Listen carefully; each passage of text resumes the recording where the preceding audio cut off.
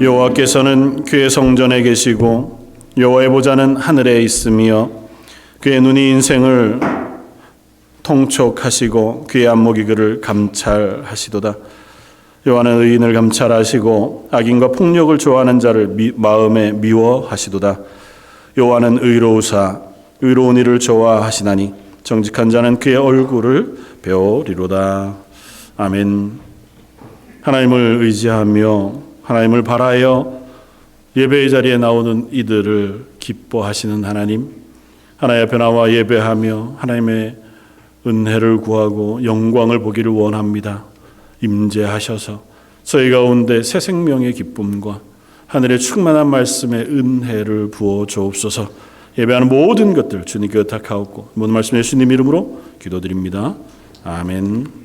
전능하사 천지를 만드신 하나님 아버지를 내가 믿사오며 그 외아들 우리 주 예수 그리스도를 믿사오니 이는 성령으로 잉태하사 동정녀 마리아에게 나시고 본디오 빌라도에게 고난을 받으사 십자가에 못 박혀 죽으시고 장사한 지 사흘 만에 죽은 자 가운데서 다시 살아나시며 하늘에 오르사 전능하신 하나님 우편에 앉아 계시다가 저희로서 산 자와 죽은 자를 심판하러 오시리라.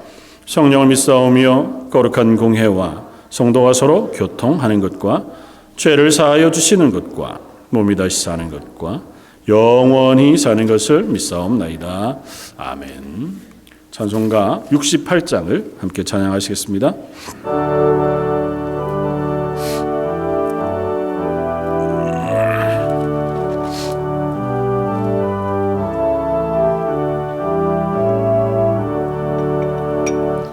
오 하나님 우리의 창조주시니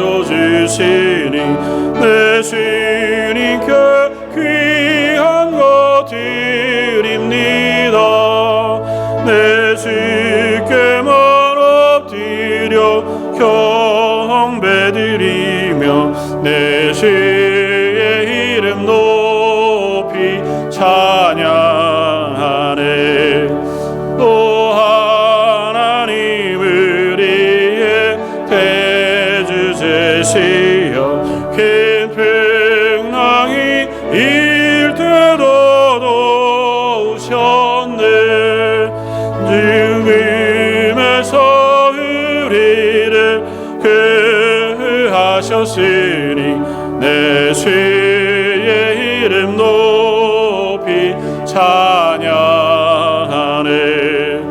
주 하나님 이름을 함께 높이며 대주제께 영광을 돌리오리. 그 능력이 우리를 지켜주시니 주 하나님을 높이 찬양하네. 아멘.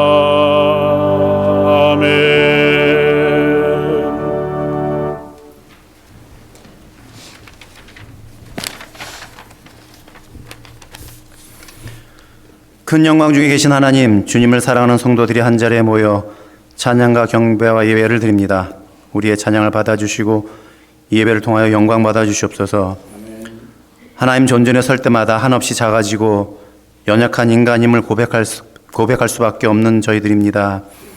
지난 한 주간의 삶을 돌아볼 때 알고 지은 죄, 모르고 지은 죄, 마음으로 지은 죄 등 하나님 앞에 설 수 없는 죄 많은 인생이지만 예수 그리스도의 보혈의 피로 죄사함을 구하며 주님 앞에 머리를 숙입니다. 저희들을 불쌍히 여겨주시고 의롭다 칭하여 주신 그 은혜를 누릴 수 있는 귀한 시간 될 수 있도록 은혜 더하여 주시옵소서. 지난 주간에는 은혜 중에 EM 학생부 마치 브레이크 리트릿과 주일학교 1일 캠프를 진행할 수 있었음에 감사를 드립니다.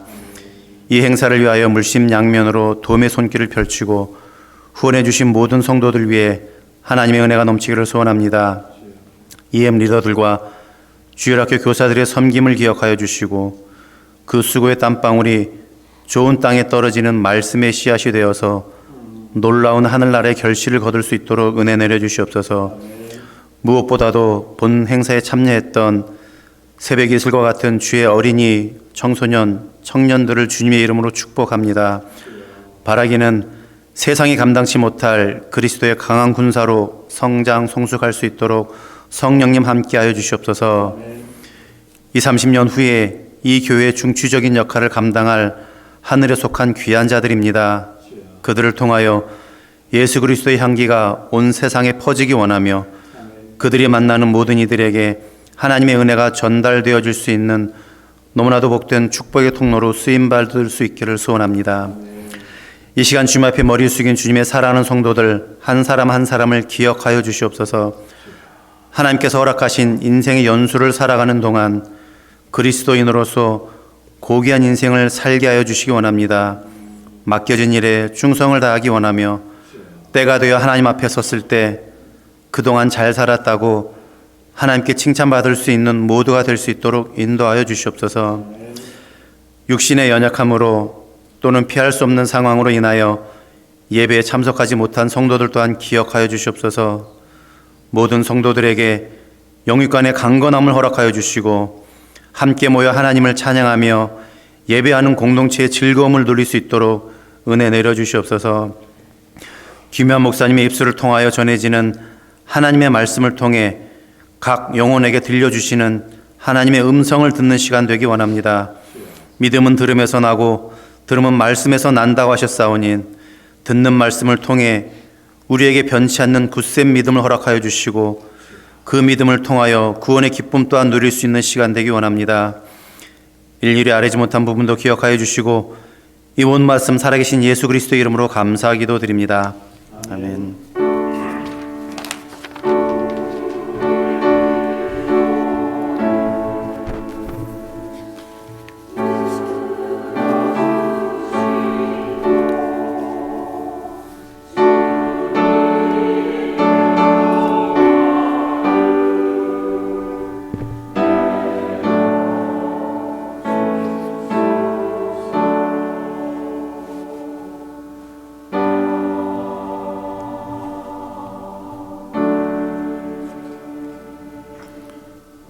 찬송가 303장을 함께 찬양하시겠습니다.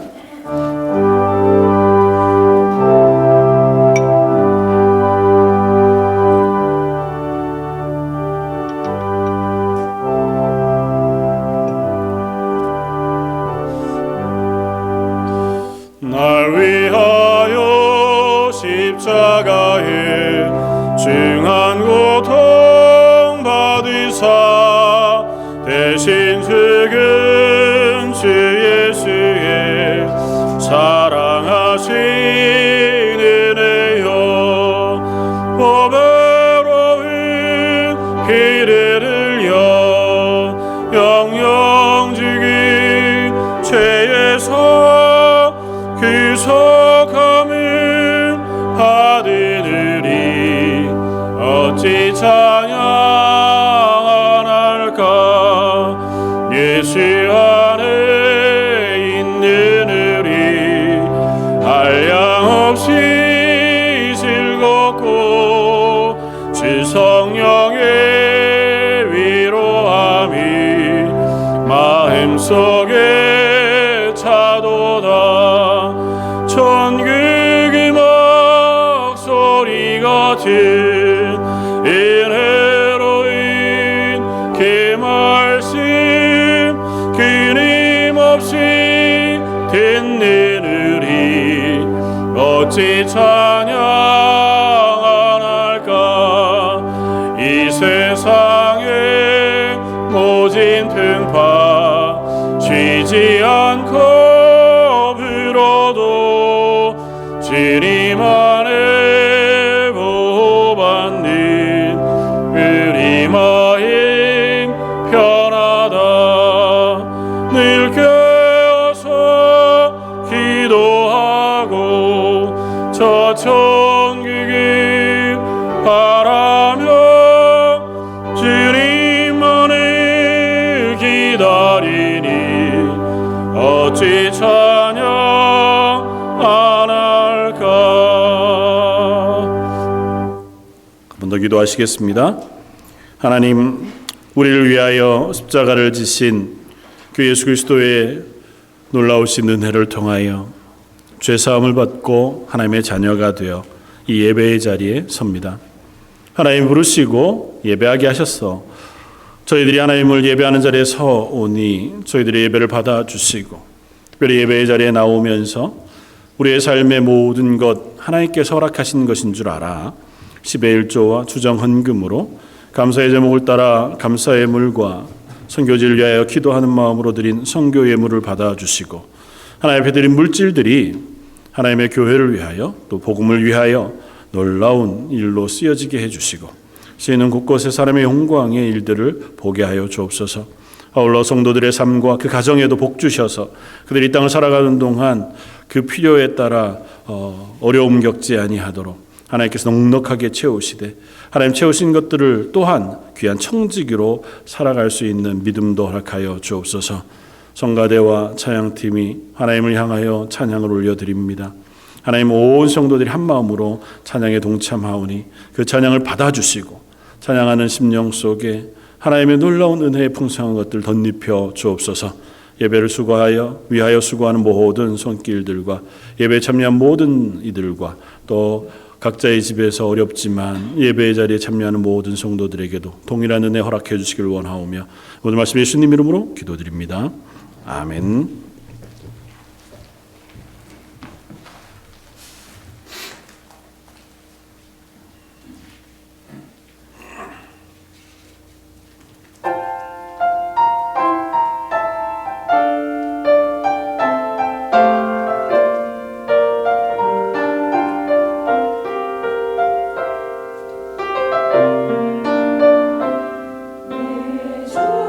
주의 은혜 감사로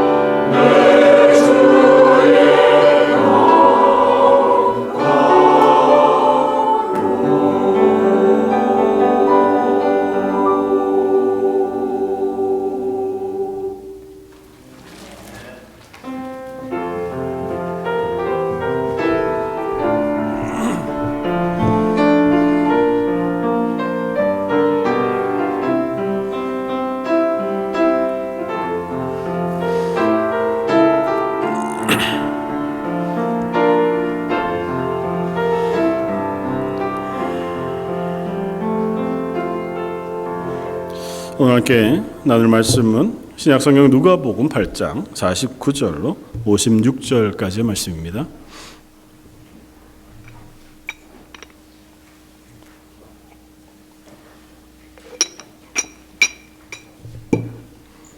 누가복음 8장 49절로 56절까지.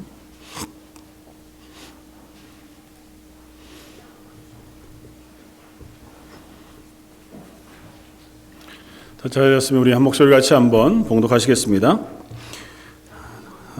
아직 말씀하실 때에 회당장의 집에서 사람이 와서 말하되 당신의 딸이 죽었나이다. 선생님을 더 괴롭게 하지 마소서 하거늘 예수께서 들으시고 이르시되 두려워하지 말고 믿기만 하라. 그리하면 딸이 구원을 얻으리라 하시고 그 집에 이르러 베드로와 요한과 야고보와 아이의 부모 외에는 함께 들어가기를 허락하지 아니하시니라. 모든 사람이 아이를 위하여 울며 통곡하매 예수께서 이르시되 울지 말라. 죽은 것이 아니라 잔다 하시니 그들이 그 죽은 것을 아는 거로 비웃더라. 예수께서 아이의 손을 잡고 불러 이르시되 아이여 일어나라 하시니 그 영이 돌아와 아이가 곧 일어나거늘 예수께서 먹을 것을 주라 명하시니 그 부모가 놀라는지라. 예수께서 경고하사 이 일을 아무에게도 말하지 말라 하시니라. 아멘. 오늘 본문은 본문 앞뒤로 예수님께서 병자를 고치시는 또 죽은 아이를 살리시는 은혜를 베푸시는 장면의 이야기들이 나옵니다. 그리고 그 두 장면 모두에서 예수님은 이들을 향하여 구원을 선포하시는 장면들을 볼 수 있습니다. 그래서 오늘 본문을 통해서 우리의 구원에 이르는 믿음이라고 하는 주제에 대해서 한번 묵상해 보기를 원합니다. 우리의 구원은 믿음으로 얻는 것이다고 하는 사실을 명확히 알지만 그럼에도 불구하고 우리의 믿음에 대해서 또 매번 점검하지 않을 수 없는 것은 우리의 믿음에 대한 고백들이 여러 상황들에 의해서 도전받게 되어지기 때문이기도 하다는 생각이 듭니다. 최근에 넷플릭스에서 상영되고 있는 나는 신이다고 하는 이단에 대한 프로그램이 있어서 화제가 되고 있다고 하더라고요. 저는 조금 보다가 말았는데요. 별로 보고 싶지는 않더라고요. 그런데도 불구하고 세상에 참 거짓 믿음이 많습니다. 그들을 따르는 믿음 역시 그들은 어쩌면 대단히 신실한 믿음을 가져요. 자기의 전 재산을 다 팔아서 내어놓기도 하고 자기의 삶 전부를 내어 맡기기도 하고 그를 향한 믿음을 가지고 자기의 삶 전체를 투신하지만 그것이 얼마나 어리석은 일인지들을 우리가 보게 되어집니다. 특별히 기독교를 배경으로 한 이단들을 보면 대부분 다 하나님을 향한 믿음이라고 생각해요. 그리고 그걸 위한 헌신이라고 생각하고 열심을 냅니다. 그런데 그 믿음이 얼마나 엉뚱한 곳으로 그들을 이끌어가는지를 우리가 발견하게 돼요. 우리들이야 그거 보면 참 그렇게 미련한 일을 할까? 잘못된 거지. 보기만 해도 이상한데 그렇게 생각하기는 하지만 우리들이 살아가는 삶 속에 수없이 많은 층위의 믿음에 대한 고백들과 또 이야기들을 우리가 들을 수 있습니다. 좀 다른 이야기지만 말씀을 준비하다가 지난주 중에 어떤 한 정치 칼럼을 쓰는 정치학자가 쓴 글을 읽게 됐는데요. 제목이 되게 독특해서 읽었습니다. 전쟁은 믿음 때문에 일어난다는 거예요. 이게 무슨 또 마침 믿음에 대해 설교를 준비하던 차라 또 관심을 가지고 한번 읽었습니다. 그 믿음은 아니더군요. 그러니까 종교 전쟁을 얘기하는 건 아니더라고요. 그 얘기는 뭐냐 하면 그 사람이 쓴 얘기는 뭐냐 하면 대부분 전쟁은 대단한 소모적인 사건이고 심지어는 대단히 불합리한 일이라는 거예요. 전쟁이라는 것을 통해서 얻을 수 있는 이익보다는 잃을 수 있는 손해가 너무 큰 것이 전쟁이라는 것이고 그런 전쟁이 당연히 일어나지 말아야 하는 것이 우리의 삶이라는 겁니다. 그러니까 합리적으로 생각해 보았을 때에 보편적으로 이성을 가진 사람들이 생각해 보았을 때 전쟁이라는 건 도무지 일어나서는 안 되는 사건이라는 거죠. 그럼에도 불구하고 지금 전 세계에서 너무 여러 곳에서 끊이지 않고 전쟁이 일어나고 있다는 것입니다. 그건 뭐 여러 가지 이유들이 있겠지만 많은 전쟁들을 분석하면서 이 사람이 하는 이야기는 뭐 예전부터 있어왔던 이론이라고는 해요. 잘못된 정보와 그것을 대하는 나름 합리적인 판단에 의한 믿음이 전쟁을 일으킨다는 거예요. 상대가 있겠죠. 상대가 있는 그 상대를 바라볼 때에 뭐 여러 가지 첩보들, 상대의 동향들을 볼 것 아닙니까? 그게 뭐 큰 나라 간엔 더 그럴 테고. 근데 저 사람이 뭔가 힘을 모으고 있고 또 군대를 모으고 있다거나 그렇게 하는 정보가 들리면 이쪽에서 생각을 하는 거죠. 저 사람이 군대를 모으는 이유는 나와 적국이니까 반드시 우리를 공격할 의도를 가지고 군대를 모을 것이다. 근데 사실은 그렇지는 않음에도 불구하고 근데 최근 들어서 분위기가 바뀌고 있다는 거죠. 그래서 어떤 의미에서는 뭐 엄포로 하기도 하고 과시하려고도 하는 것이긴 한데 보다가 보니까 야 저쪽 나라의 군대가 우리보다는 훨씬 더 크고 세요. 그래서 정상적으로 붙으면 우리가 질 것 같아. 그럴 때는 어떤 판단을 하냐면 쟤네가 공격하기 전에 우리가 선제 공격을 하는 것이 만약에 전쟁이 일어나면 우리가 승리할 가능성이 높은 방법이다. 는 판단과 믿음을 가진 게 된다는 거고 상대편에서 보면 우리가 훨씬 힘이 세니 쟤네 생각을 보니 쟤네는 우리를 먼저 공격해야만 쟤네한테 유리하니까 쟤네는 반드시 우리가 공격하기 전에 먼저 공격할 거라는 믿음을 가지고 그 믿음이 충돌해서 전쟁을 일으키게 되더라는 겁니다. 현대에 일어난 대부분의 전쟁들을 보면 비슷한 예들을 가지고 있다는 거예요. 사실 합리적으로 서로 의견을 나누고 또 혹은 조금 손해를 보더라도 그것들을 가지고 혹은 뭐 회의를 하거나 협상을 하거나 해서 해결할 수 있는 부분들 혹은 그냥 그대로를 유지해도 되는 부분들이 있음에도 불구하고 뭐 여타한 뭐 정치적인 뭐 민족적인 뭐 정의 뭐 이런 이야기들을 다 갖다가 붙이기는 하지만 결국에는 그런 말도 안 되는 것과 같은 형태의 믿음 때문에 전쟁이 일어난다고 하는 분석들을 했더라고요. 그러면서 지금 뭐 우크라이나에서 있는 전쟁뿐만 아니라 한국이 처해 있는 상황 속에서도 우리가 좀 신중하게 조심해야 할 부분이 있다고 하는 이야기들을 들으면서 그럴 수도 있겠다. 그러니까 믿음이라는 건 대부분 나로부터 출발하게 되더라고요. 그런 데선 내가 뭘 믿느냐, 어떤 사실을 믿을 것이냐, 그것이 객관적으로 검증되냐 그렇지 않느냐를 떠나서 내가 그 사실을 내가 그걸 신뢰하고 그렇게 될 거라고 생각하는 믿음을 가졌을 때 우리는 행동하게 되더라는 거죠. 오늘 본문에 믿음에 대한 이야기를 예수님께서 하십니다. 그들의 믿음을 보시고 예수님은 그들을 구원하신다고 선언하세요. 이들의 믿음에 대한 이야기들 우리가 한번 살펴볼 필요가 있겠다. 오늘 본문의 첫 번째는 우리가 이들의 믿음에 대한 이야기들을 살펴보아야 할 필요를 느끼는 것은 우리가 하나님을 향한 믿음, 혹은 하나님의 말씀을 향한 믿음에서도 실패할 가능성이 있는 사람들이기 때문이라는 것입니다. 예수님 비유로 말씀하시는 달란트의 비유를 보면 한 달란트 받은 사람에게 너는 왜 한 달란트를 받고는 그냥 가지고 왔느냐고 주인이 물으니 대답을 이렇게 합니다. 마태복음 25장 24절에 한 달란트 받았던 자는 와서 이르되 주인이여 당신은 굳은 사람이라 심지 않은 데서 거두고 해치지 않은 데서 모으는 줄을 내가 알았기 때문에 제가 한 달란트를 잘 보관했다가 가지고 왔습니다. 그렇게 고백해요. 이 사람은 주인에 대한 믿음이 있었던 겁니다. 이 주인은 심지 않은 데서 거두고 또 뿌리지 않은 것에서 거두는 사람, 굳은 사람. 그러니까 내가 이걸 잊어버려서는 큰일 나겠다. 그러니까 최소한 이것만은 보존해야 되겠다라고 생각한 거죠. 이것이 하나님의 믿음에 대한 비유로 생각해 본다면 우리들도 역시 그 한 달란트 맡은 사람과 같은 엉뚱한 믿음을 가질 수 있습니다. 그러니까 하나님에 대해서 온전하게 깨닫지 않고 하나님이 어떤 분이신지에 대하여 알지 못하면 내 마음속에 하나님은 이런 분이실 거야 라고 오해하거나 자기 마음대로 착각해서 엉뚱한 믿음으로 그 믿음의 고백을 가지고 살아갈 수도 있게 되겠더라는 거죠. 물론 다 너무 우리는 그럴 리 없죠 라고 생각할 수는 있지만, 그래서 오늘 본문의 얘기들을 들어보려고 합니다. 오늘 본문의 배경에는 두 사람의 얘기들을 우리가 한번 보기를 원합니다.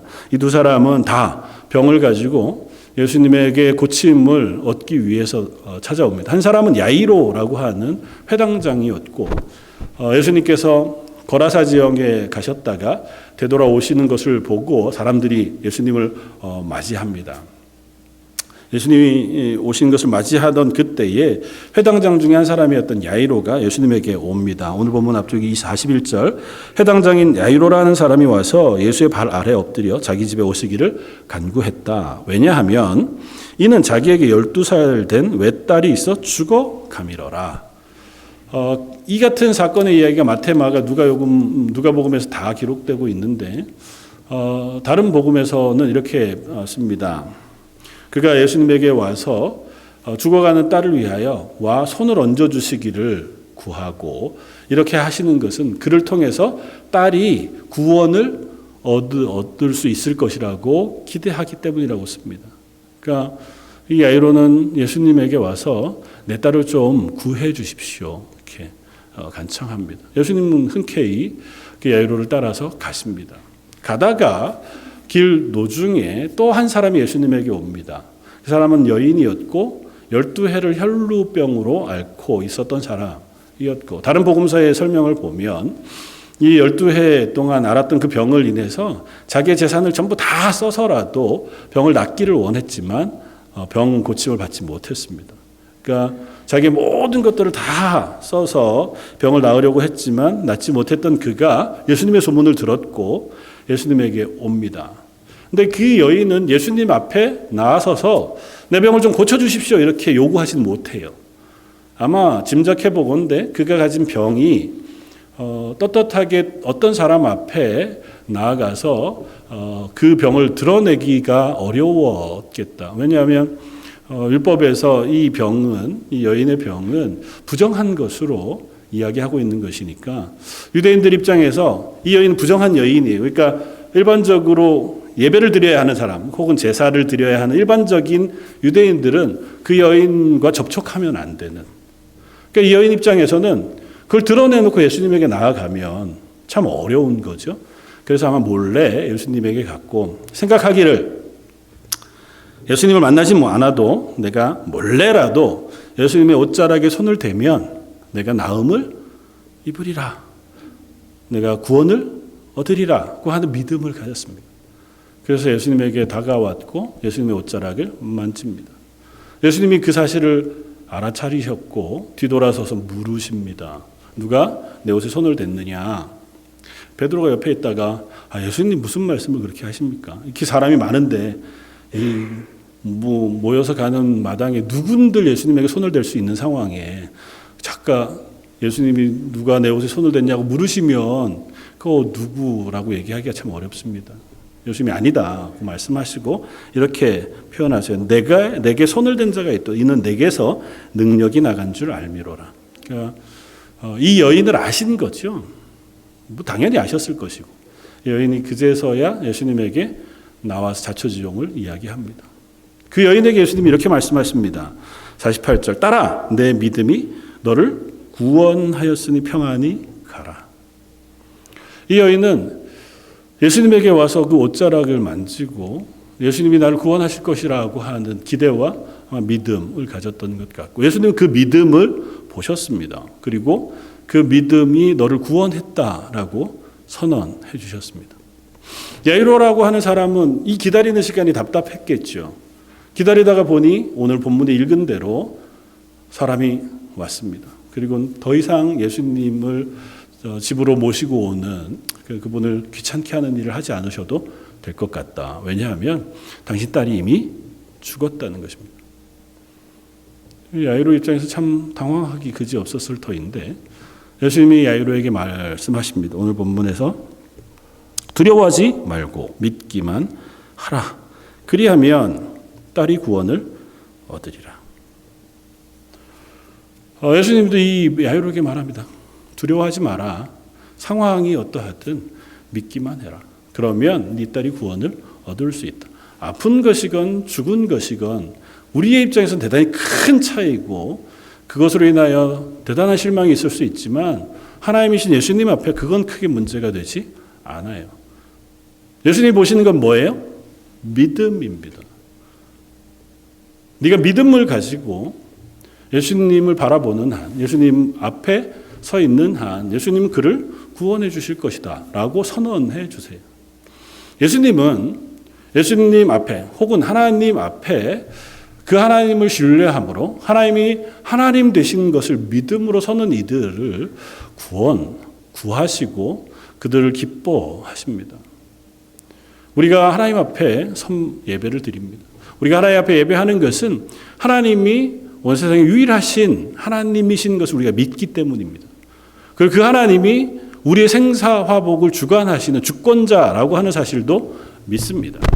그 하나님 때문에 예수 그리스도의 십자가로 우리를 죄 사해 주셨고 하나님의 백성 삼으셔서 우리를 그리스도인으로 불러주셨다는 사실도 우리가 믿습니다. 그 믿음을 가지고 하나님 앞에 서는 우리의 믿음의 고백을 하는 기뻐하시는 줄 믿습니다. 그런데 질문하고 싶은 건 그거죠. 그 믿음이 정말 우리의 믿음의 고백이냐고 하는 질문을 해보고 싶습니다. 머리로 아는 질문, 머리로 아는 믿음이 아니라 우리의 삶 안에서 그 믿음의 고백이 우리의 삶을 주관하는, 움직이는 믿음의 고백으로 있느냐는 거죠. 수많은 사람들이 있었습니다. 예수님이 사역하실 때에 유대 안에 얼마나 많은 사람들이 있었습니까? 그들 중에 귀신 들린 사람도 많았을 것이고 혹은 병든 사람들도 많았을 것이고 장애인들도 많았을 것입니다.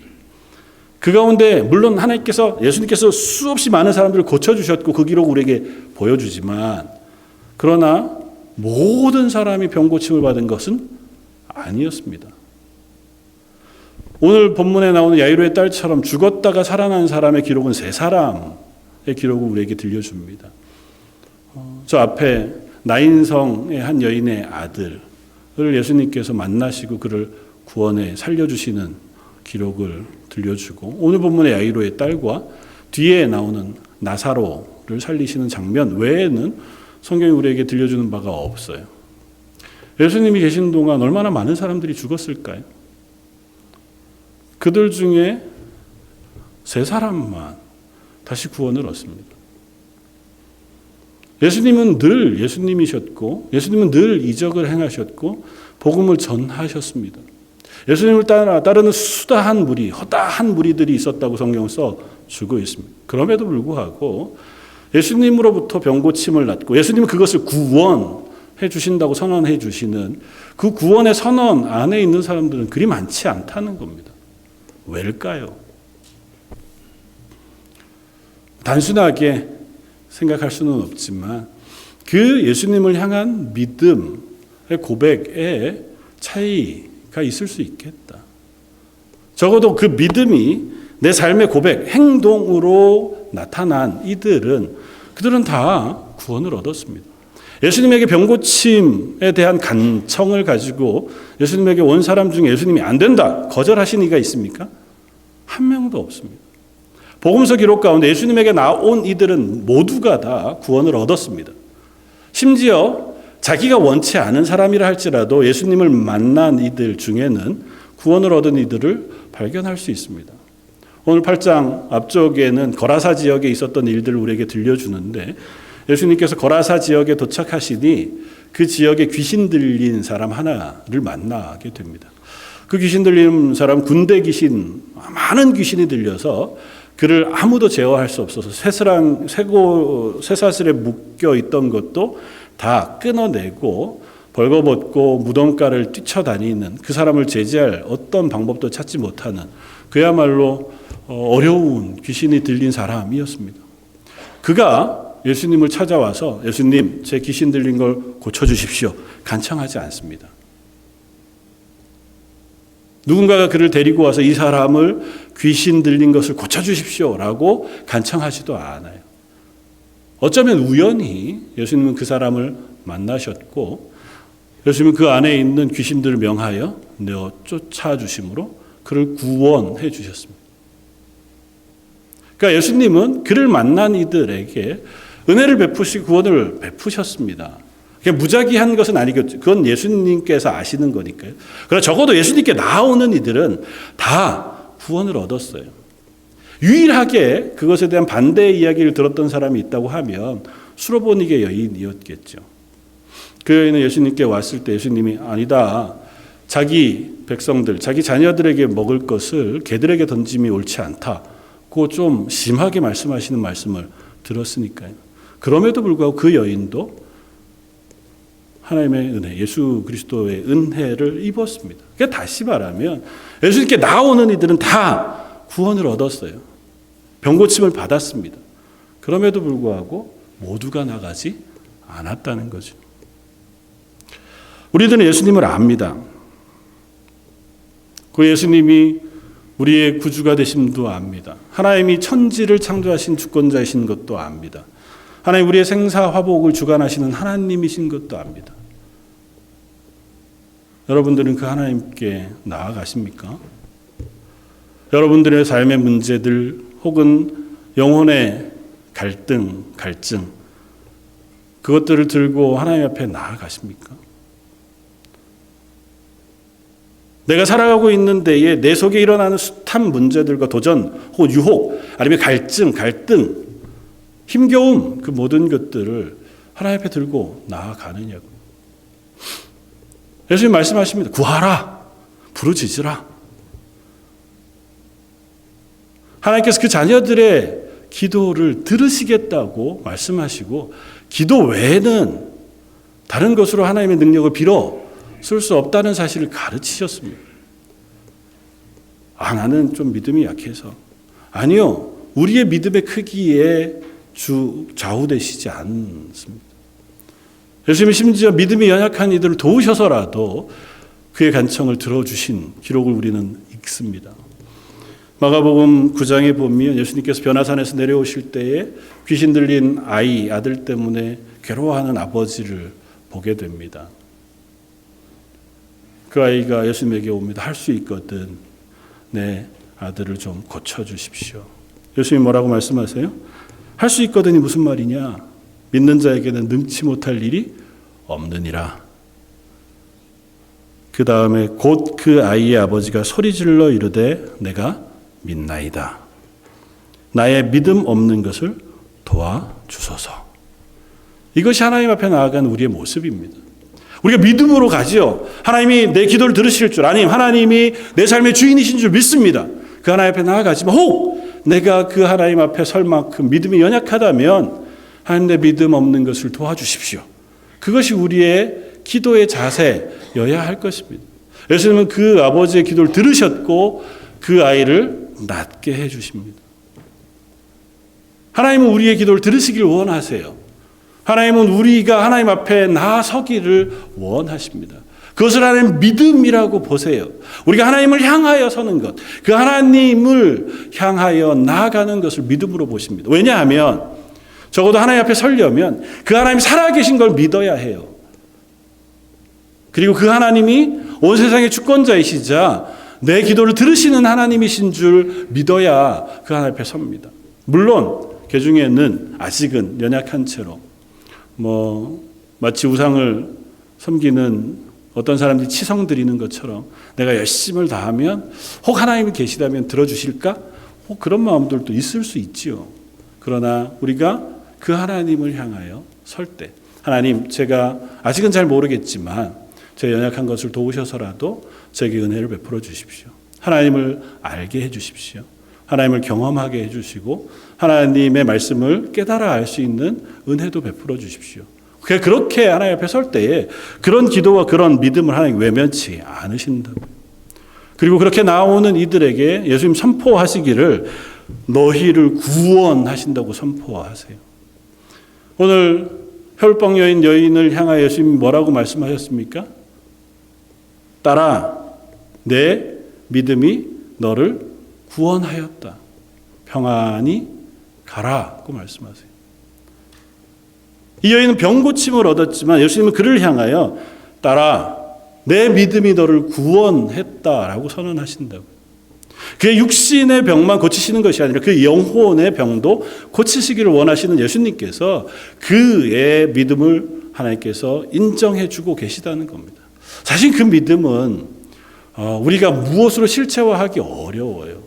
또 그것을 크기로 잴 수도 없습니다. 그러나 적어도 하나님께 나온 그 고백을 예수님은 받으셨고 그것으로 그를 구원하신다고 선포하고 계시다는 것입니다. 야이로의 딸도 마찬가지입니다. 야이로의 입장에서는 이 고백은 참 어려운 상황이었을 수 있을 겁니다. 혈병을 앓던 여인이 병고침을 받은 것이야 얼마나 기쁜 일이겠어요. 그러나 반대로 생각해 보면 지체되는 시간으로 인해서 답답한 상황에 이르는 건 야이로운 거죠. 심지어 딸이 죽었다고 하는 소식이 전해졌습니다.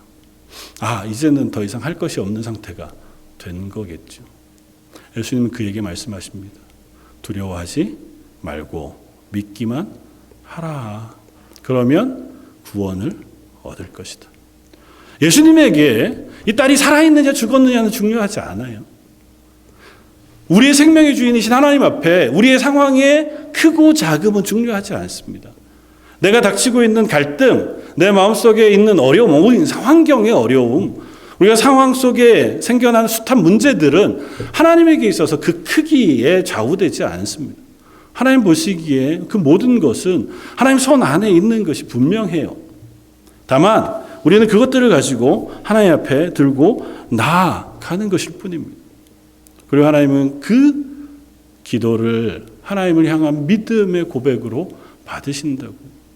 하나님, 제 이 문제를 하나님께서 들어주십시오. 받아주십시오. 그 고백을 가지고 하나님 앞에 나아갈 때에 하나님은 우리의 기도를 들으시는 줄 믿습니다. 우리의 믿음은 그런 의미에서 다른 것이 아니고 내 고백을 받으시는 분에 대한 믿음인 줄 압니다. 이것이 들으실 것이다. 이 일이 이루어질 것이다에 대한 확신이 아니고 이 일을 들으시는, 내가 기도하는 내 간구와 고백을 들으시는 분이 누구신가에 대한 믿음이 이 믿음의 전부라고요. 예수님 말씀하시는 그 믿음은 다른 것이 아니고 예수님이 누구신가를 알고 나온 그 믿음을 얘기해요. 예수님이 공생의 3년 기간 동안에 많은 사역을 하셨습니다. 복음을 전하셨고 하나님의 나라의 복음을 선포하셨습니다. 그동안 예수님은 물론 예수님의 구원의 소식을 증거하고 가르치시는 기간을 가지시기도 하지만 복음서 내도록 예수님이 누구신가를 선포하시는 사역을 하세요.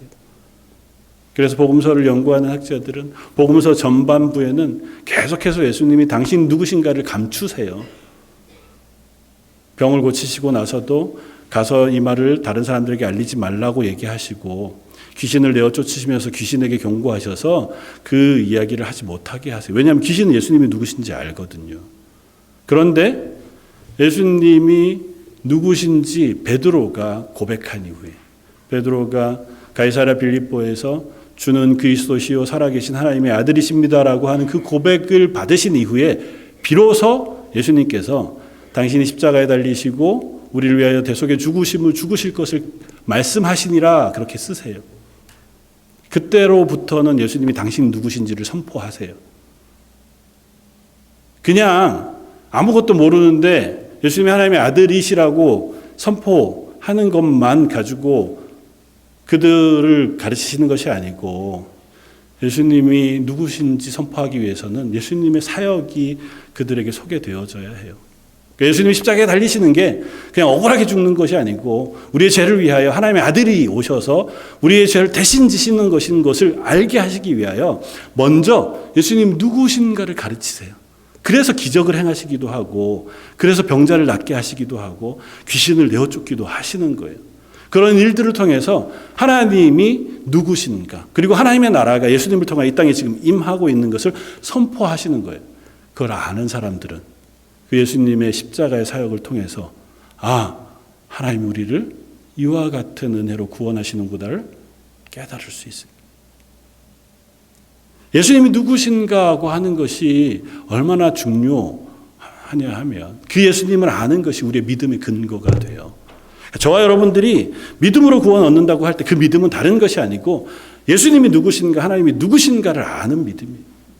그리고 그 믿음은 성경의 말씀을 믿는 믿음으로 자라갑니다. 왜냐하면 우리가 하나님이 온 세상의 주권자이시고 그 하나님이 하신 말씀이 성경 말씀을 통해서 우리에게 주어진 거라고 하는 사실을 믿게 될 때 우리의 말씀을 통해서 하나님 말씀에 순종하는 자리에 설 수 있기 때문에 그래요. 하나님을 믿지 않으면, 예수 그리스도를 주로 고백하지 않으면 우리는 하나님 말씀에 순종할 수 없습니다.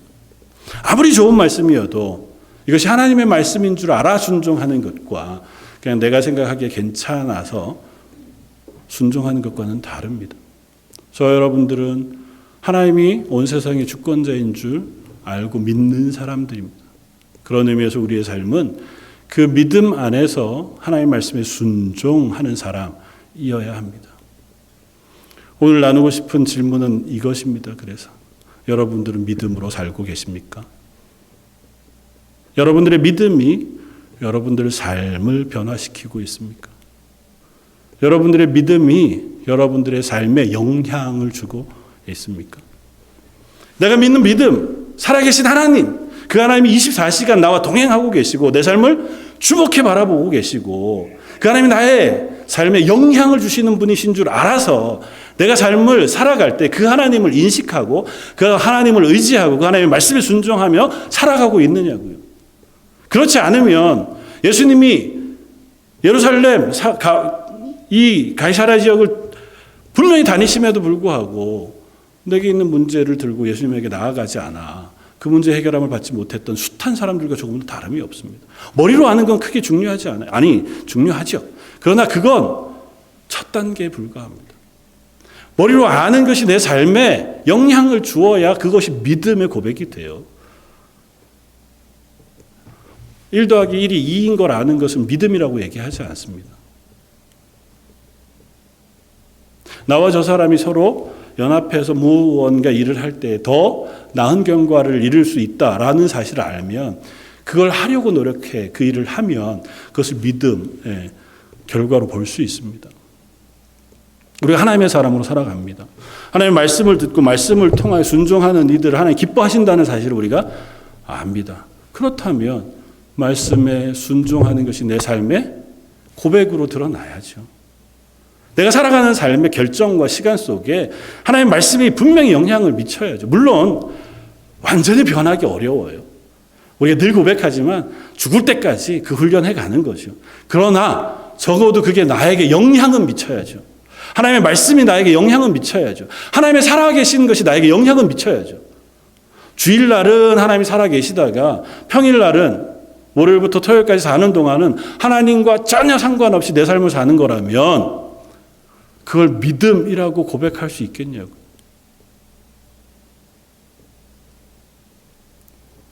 여러분들의 삶의 모든 시간이 하나님 안에 있기를 원합니다.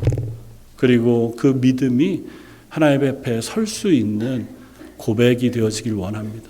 하나님 참 좋으신 분이세요. 그리고 참 단순하게 우리에게 명령하십니다. 우리가 하나님 앞에 나설 때 하나님 우리를 아시고 우리의 간구를 들으시겠다고 말씀하시거든요. 때로는 두려울 수 있습니다. 오늘 야이로와 같이 이젠 다 끝났구나. 참 어쩌면 아이가 벌써 병들어서 죽을 순간까지 왔다고 하면 오래전에 병들었을 것 아니에요. 그런데도 그 시작점에 예수님을 찾아오지 못했고 모든 거 다 해보다가 그야말로 이제 장례 준비까지 해놓은 마당에 마지막 예수님을 찾아온 거였단 말이죠. 그런데 길을 가다가 중간에 아이가 죽었다는 소식을 들었으니 야이로의 입장에서는 얼마나 절망적이었겠습니까? 사실은 믿음으로 하나님 앞에 서도 우리의 삶의 순간들은 때로는 내가 기대하지 않는 방향으로 흐를 수 있습니다. 내가 믿고 신뢰하는 결과가 당장 일어나지 않을 것 같은 때도 얼마든지 있을 수 있습니다. 성경에 그런 얘기들을 우리가 너무 잘 읽잖아요.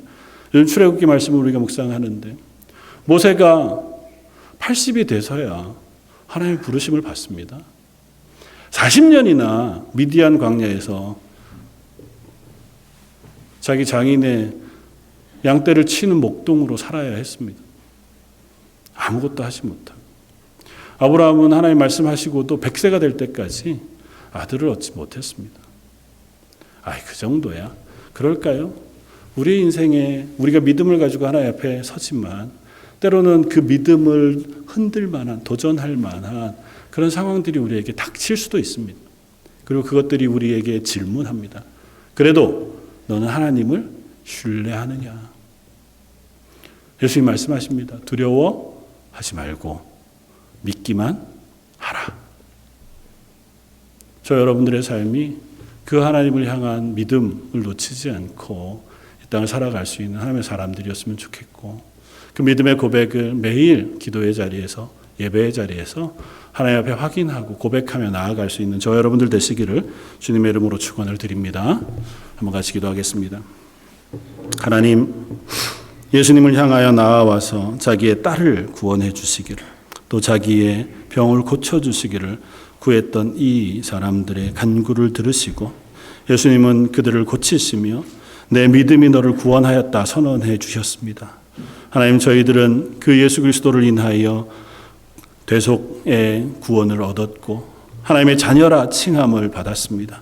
저희가 살아가는 그 시간 속에 그 고백을 놓치지 않고 그 하나님을 향하여 나아가 하나님의 말씀에 순종하겠습니다 다짐할 수 있는 사람들이게 하여 주옵소서. 우리의 삶의 순간순간이 그 말씀으로 변화가 되게 하시고 우리의 믿음으로 그 하나님으로 인하여 변화되어지는 하나님의 사람들 다 되게 하여 주옵소서. 그래 런던 제일장로교에 속한 모든 성도들의 삶이 하나님의 은혜를 경험하고 은혜로 기뻐하는 하루하루가 되게 하여 주옵소서. 모든 말씀 예수님 이름으로 기도드립니다. 아멘. 찬송가 304장을 함께 찬양하시겠습니다.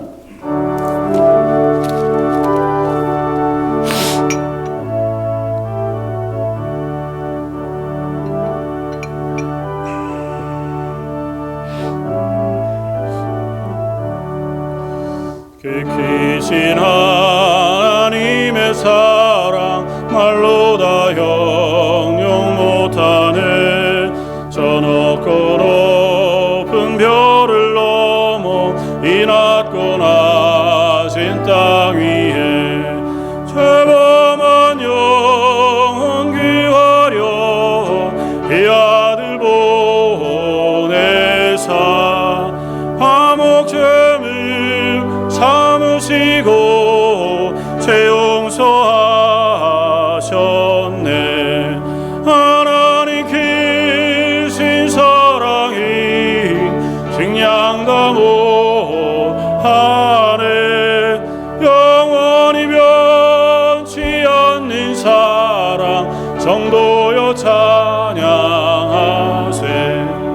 괴로운 시절 지나가고 땅 위에 영화세할 때 주 믿지 않던 영혼들은 큰 소리 외쳐 울어도 주 믿는 성도들에게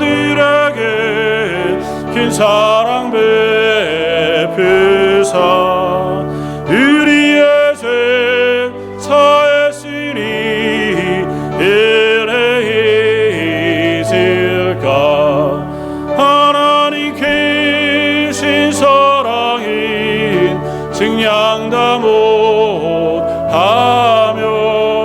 영원히 변치 않는 사랑 성도여 찬양하세.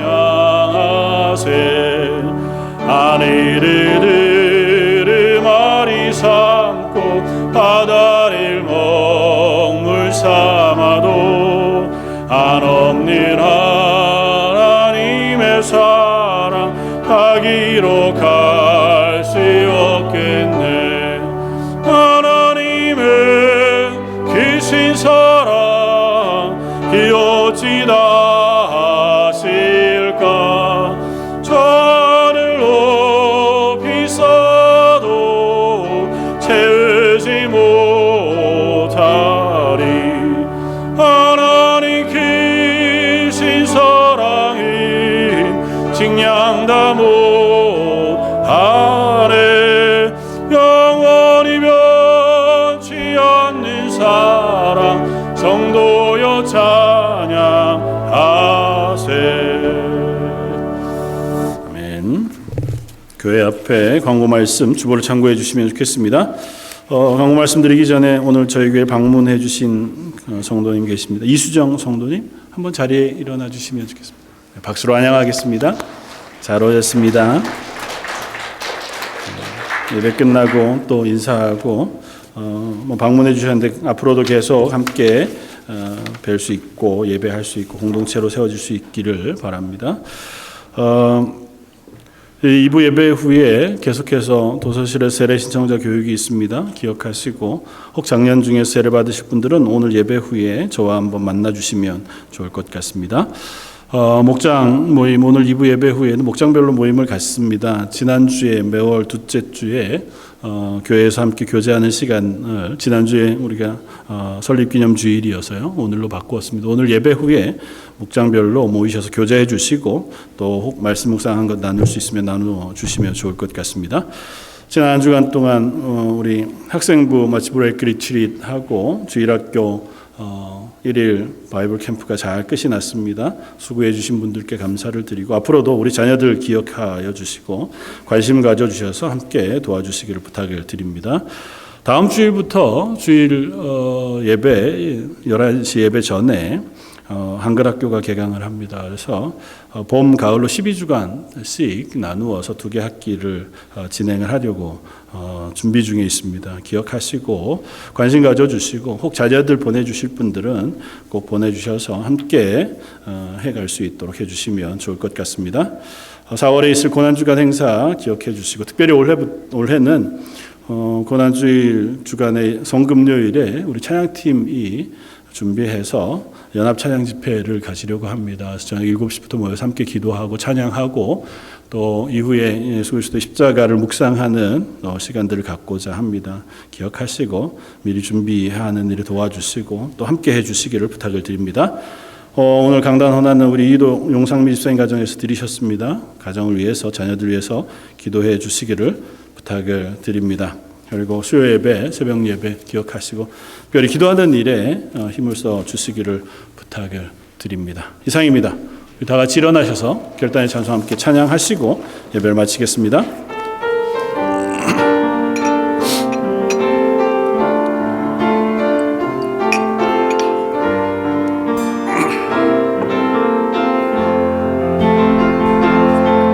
주의 말씀 앞에서 당신은 참된 예배자 그토록 가지시던 하나님의 기쁨 이 세상을 향한 거룩한 생명빛 되어 이 세상을 위한 구원의 소망 되어 영원한 하나님의 나라 함께 세워가리 주의 부르심 따라 당신의 삶을 드릴 때 세상인 당신 안에서 주의 영광 보리라 이 세상을 이긴 주님의 군사 되어 이 세상을 섬긴 주님의 손과 발 되어 영원한 하나님의 나라 함께 세워가리.